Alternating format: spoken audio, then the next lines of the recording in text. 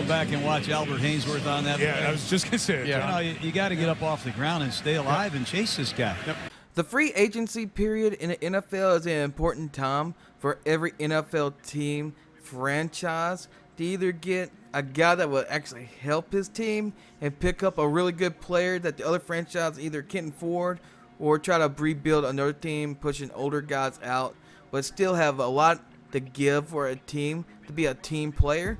Or it could be the other way around, being a complete bust and lost a bunch of millions of dollars on a guy that didn't really help your team at all.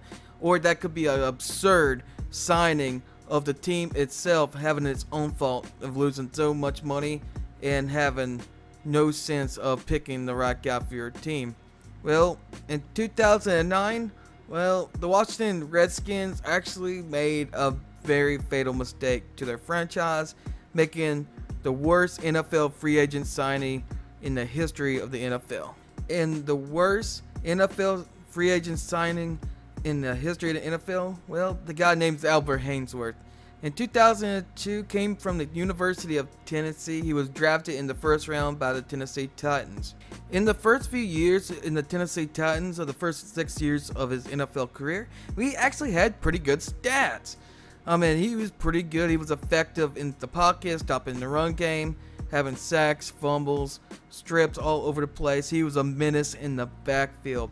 And then later in his run in the Tennessee Titans, in 2007 and 2008, he actually became in the running of getting Defensive Player of the Year award. And he also was a Pro Bowler, making him very valuable and something that the Washington Redskins actually really need. But during his Tennessee Titan run, he had a bunch of off-the-field issues and on-the-field issues with the team and without the team. And he had a bunch of issues. He actually had a bunch of arrest warrants. In 2016, had a traffic incident, and the charges were dropped. He also had a problem with stomping on people after the end of the play, to actually fighting his own teammates on the training practice field. So he was actually a problem outside and on the field. In 2009, Albert Hainsworth actually became unrestricted free agent for the 2009 off-season. Hainsworth actually signed a 7-year, $100 million contract with the Washington Redskins on the first day of free agency. This was despite being offered more money by the Tampa Bay Buccaneers. The deal was expected to pay Hainsworth $32 million in the first 13 months, including $41 million guarantee, and could reach $115 million if he were all met his criteria. Tennessee actually offered a final offer to Hainsworth, but reportedly amounted to a 4-year package for $34 million total, with a $20 million in guarantee. Hainsworth reported on the Serious Bliss that the Buccaneers offered him $120 million on the deal, but he said he took a large pay cut because of the Washington Redskins fan base, and that the Tennessee fan base was not big enough and didn't have enough media outlet like the Washington Redskins, so it resulted in the signing of the deal. Ever since the signing of Albert Hainsworth with the Washington Redskins, it's been nothing but hell for the Washington Redskins. From the moment he signed to the preseason workouts and the offseason training camp, he didn't really participate at all, and he gave nothing but trouble to his coaching staff. Mike Shanahan at the time was the head coach of the Washington Redskins. He was so out of shape, and he had so much lack of effort in preseason and throughout the season, he couldn't even pass a basic physical fitness test in the early part of the off season. And during the 2009 season, he even questioned the scheme of the defensive coordinator and said, I don't know if I even could survive another season with this system if it stays the way it is. In the next season of 2010 NFL season, it hasn't got any better, because Albert Hainsworth's fitness got even worse and his lack of effort was terrible, bringing him to the most embarrassing, laziest moment in NFL history during the November 15th Monday Night Football game versus Michael Vick and the Philadelphia Eagles. Vick keeping the play alive.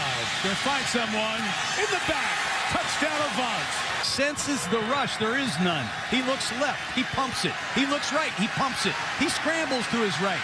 His eyes remain downfield the entire time. Michael Vick has thrown 13 passes in the previous 3 seasons, Jaws. When you go back and watch Albert Hainsworth on that. Yeah, I was just going to say it. Yeah. You got to get up off the ground and stay alive and chase this guy. Yep. And the scoreboard doesn't matter when you play Michael Vick. He will wear you out. But, just take a look at it yourself.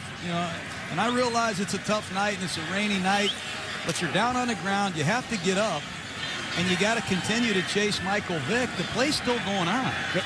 And that's not good to put that on tape. After the 2010 season, the Washington Redskins actually traded Albert Hainsworth to the New England Patriots, and he only played in 7 games. Then he got released and actually got picked up by the Tampa Bay Buccaneers, and he only played 6 games.